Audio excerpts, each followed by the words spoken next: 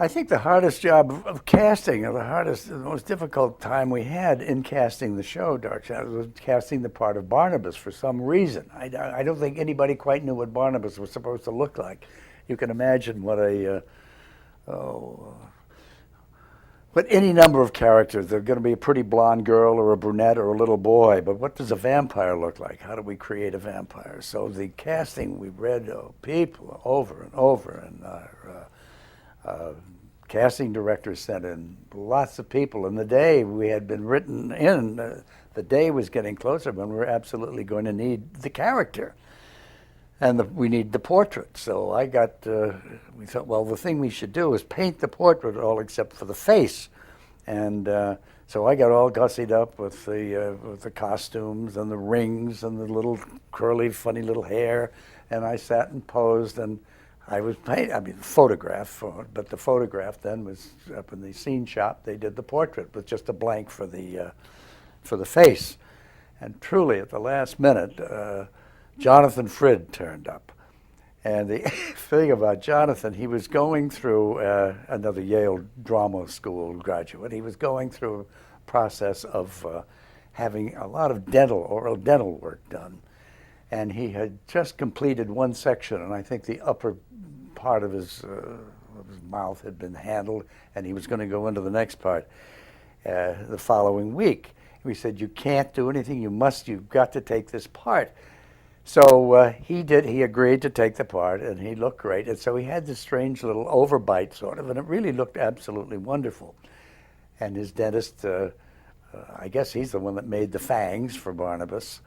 And Barnabas' then portrait got in, and his face was photographed and painted from that photograph and inserted in the portrait, and that was Barnabas. But right down to the wire, we did not have a vampire. Barnabas caught on like a house on fire, and it just went wonderfully well with him. I think the thing about Barnabas, he brought a quality to it that was really, I think, quite wonderful. He was basically, I think, a Shakespearean actor, or that's what he wanted to be, and he did have that quality. He had a very classical quality about his performance, and I think he brought that sense of the classic to the part of Barnabas, and it really made all the difference in the world. He just wasn't a snapping and snarling vampire camping away. He played it very straight, as did all our actors on the show, and I think that's what made the difference in the show, that Dark Shadows could be anything that you wanted it to be. You could claim it was camp, you could play it straight, you could, as you viewed it, you could add a certain amount of belief or disbelief or whatever, but we never joked it, we never kidded it, and that made a great deal of difference to the viewing audience. The other thing, probably because we were restricted by space and budget, we did not overproduce the show. It just didn't become too big. It wasn't great sweeping staircases. It wasn't any number of things. So that a certain amount of imagination really was given to the audience. That when we went into our little graveyard, it was truly a little graveyard shot with a wide lens. But you had the feeling as a truck that there was always more there, that your mind could stay at. And the little hoot of the owl, where if we had taken a wide shot of a real graveyard, nothing is left for the audience to give to the pictures.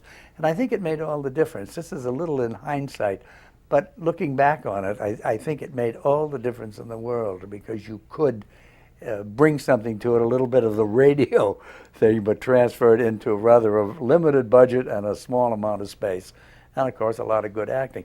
Cy Tomashoff did a remarkable job with the scenery. And Cy and I worked together live in the Armstrong Circle Theater, so we had great rapport. And I knew what I thought Dan wanted, and I knew certainly what I wanted, and Cy and I could agree.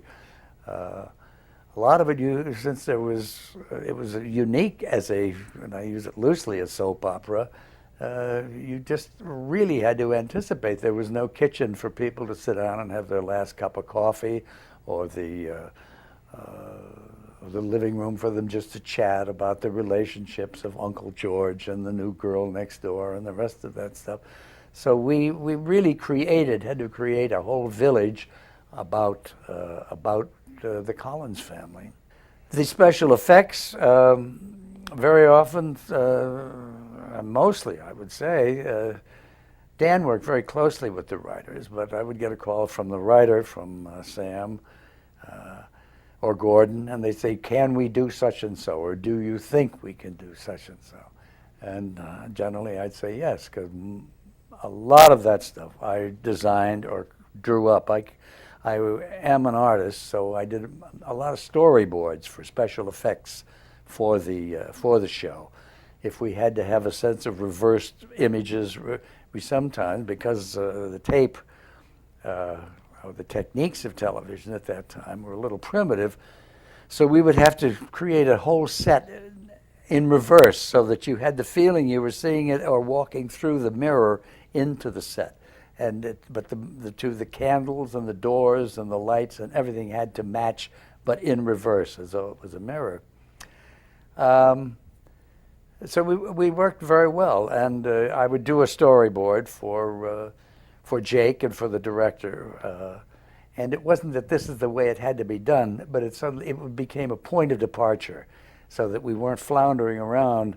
It was to how it might be shot or how it should be shot, but this is what we can see, and then each one would contribute to it. So it saved a lot of time and saved a lot of money in that we weren't building scenery we absolutely did not need. So the effects were half the fun of the show. I remember, of course, the effects of the teeth for Barnabas were occasionally, and not very often, but certainly once or twice, he forgot the teeth.